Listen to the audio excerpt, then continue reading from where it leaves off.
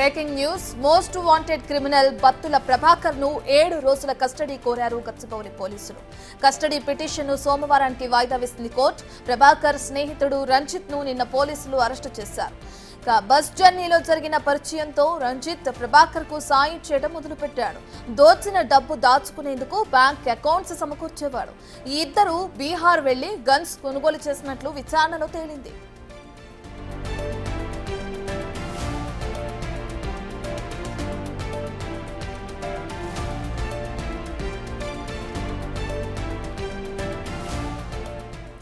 ఇక బత్తుల ప్రభాకర్ కు సంబంధించి కస్టడీని కోరడం జరిగింది పోలీసులు. దీనికి సంబంధించిన పూర్తి డీటెయిల్స్ అందించడానికి మా ప్రతినిధి రాణా అందుబాటులో ఉన్నారు. రాణా, మన దగ్గర ఉన్న సమాచారం ఏంటి కేసుకు సంబంధించి? ఇప్పటి వరకు కూడా బత్తుల ప్రభాకర్ పైన దాదాపు 70 పైచీలకు కూడా కేసులున్నాయి. దాంతోపాటు హైదరాబాద్ పరిసర ప్రాంతాలు, ముఖ్యంగా శివారు ప్రాంతాల్లో ఉన్నటువంటి అతిపెద్ద ఇంజనీరింగ్ కాలేజీ కానీ డిగ్రీ కాలేజీల పైన అతను గతంలో కూడా చాలా వరకు కూడా దొంగతనాలు చేశారనేది కూడా పోలీసుల విచారణలో తేలింది. అయితే దొంగతనం చేసినటువంటి డబ్బుల గురించి విషయంలో అతను మాత్రం సొంతంగా గూగుల్ పే కానీ, ఫోన్ పేలు కానీ, లేకపోతే అకౌంట్లు కానీ మెయింటైన్ చేయడం అనేది కూడా పోలీసు విచారణలో చేరింది.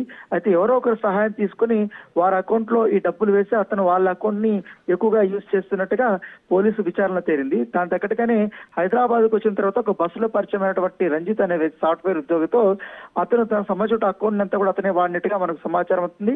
ఎక్కువగా దొంగతనం చేసినటువంటి అమౌంట్ అంతా కూడా ఆయన అకౌంట్ లో వేయడము, తర్వాత ఆయన ఆ అకౌంట్ ద్వారా కూడా ట్రాన్సాక్షన్స్ అన్ని చేయడము, తర్వాత పెద్ద పెద్ద ఎత్తున ఈ కార్లు, సెకండ్ హ్యాండ్ కార్లు కానీ, లగ్జరీ కార్స్ కానీ ఇవన్నీ కొనడము, ఇంటికి ఏం కావాలని కూడా వస్తువులు కొనడము, ఇవన్నీ కూడా చేసినట్టుగా మనకు సమాచారం అందుతుంది. అయితే మొదటి నుంచి కూడా బత్తుల ప్రభాకర్ తన విలక్షణమైనటువంటి శైలిలో ఈ దొంగతనాలు అనేది చేశారు. ఎక్కడ కూడా తన ఐడెంటిటీ అనేది కూడా కనపడకుండా, కనీసం తనతో క్లోజ్ గా ఉన్నటువంటి వారికి కూడా తన ఐడెంటిటీ ఏంటి, తన ఒరిజినల్ నేమ్ ఏంటి, తన ఏ ఊరు అనేది అంశము, తను ఏం చేస్తున్నటువంటి అంశం కూడా ఎక్కడ కూడా వివరాలు తెలియకుండా కూడా జాగ్రత్త పడ్డాడు. దాంతో పాటు ఇప్పటి వరకు చాలా మంది యువతులతో కూడా అతను చాలా సన్నిహితంగా, చాలా రిలేషన్షిప్స్ మెయింటైన్ చేసినట్టుగా పోలీసు విచారణ చేశారు. ఎందుకంటే అతను చెస్ట్ మీద కూడా 3 టాటూలు వేసుకున్నారు. ఒకటి 3 అనేది ఒకటి, మరో మధ్యలో వచ్చి ఒక ఏదైతే సిలువకు సంబంధించి ఒక గుర్తు, మరోవైపు 100కు సంబంధించి సింబల్. అంటే 3 కోట్ల రూపాయలు, చర్చ్ లో దొంగతనాలు, తర్వాత 100 మందితో అమ్మాయిల యొక్క సాన్నిహిత్యం కోరుకుంటున్నానంటూ కూడా అతను సింబాలిక్ గా చేసుకున్నట్టుగా తెలిసింది.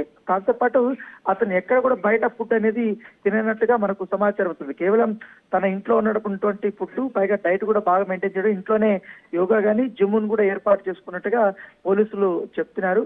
సో దాంతో పాటు ఇప్పటి వరకు ఈ బత్తుల ప్రభాకర్ కి సహకరించినటువంటి వ్యక్తులు ఎవరైనా దానితో కూడా పూర్తి స్థాయిలో ఫోకస్ పెట్టారు. కాబట్టి ఇప్పుడు ఆయన కస్టడీ వేశారు. కస్టడీకి వచ్చిన తర్వాత పూర్తిగా ఇప్పటి వరకు ఎంతవరకు డబ్బులు అతను దొంగతనం చేశాడు, ఎక్కడెక్కడ దాన్ని దాచిపెట్టాడు, కేవలం నగదు రూపమే కానీ బంగారం కానీ ఇవన్నీ కూడా ఎక్కడెక్కడ పెట్టాడు, ఎవరెవరికి అమ్మాడు, తర్వాత చేసినటువంటి డబ్బులు ఇలా విలాసవంతాలకే వాడాడు. కాబట్టి ఇంకా ఎక్కడెక్కడ అతను కొనుగోలు చేసినటువంటి కార్లు కానీ ఇవన్నీ కూడా ఉన్నాయి. దాంతో పాటు లగ్జరీస్ పబ్బులకు వెళ్ళడము, దాంతో పాటు లగ్జరీస్ అనేటువంటి అపార్ట్మెంట్లలో అతను రెంట్కి తీసుకోవడము, తర్వాత సర్వీస్ అపార్ట్మెంట్లలో ఉండడము, ఇవన్నీ హై ప్రొఫైల్ సంబంధించినటువంటి ఎక్కువగా వ్యక్తులతోనే అతను కరచాలనం కానీ, లేకపోతే వాళ్ళతో రిలేషన్షిప్స్ కానీ మెయింటైన్ చేసేటాడు అనేది కూడా పోలీసులు విచారణలో తెలిసింది. ఒక సాధారణ దొంగ ఇంత పెద్ద స్థాయిలో హైటెక్ లెవెల్లో ఇన్ని రోజులు పోలీసులు కళ్ళు కప్పి ఎట్లా తిరిగాడనేది కూడా ఒక సవాలుగా మారింది. ఏకంగా గతంలో తాచకొండ కమిషనరేట్ లో అతని కోసం 1.5 years నుంచి కూడా వెతుకులాట చేస్తున్నారు. అయితే మొన్న ఎప్పుడైతే ప్రిజం పబ్ లో అతను కాల్పులు జరిపాడో అప్పుడు అతన్ని అదుపులోకి తీసుకున్న తర్వాత అతను చేసినటువంటి నేరాలన్నీ కూడా బయటపడినటువంటి నేపథ్యం అయితే కనబడుతుంది. Right, thank you Rana.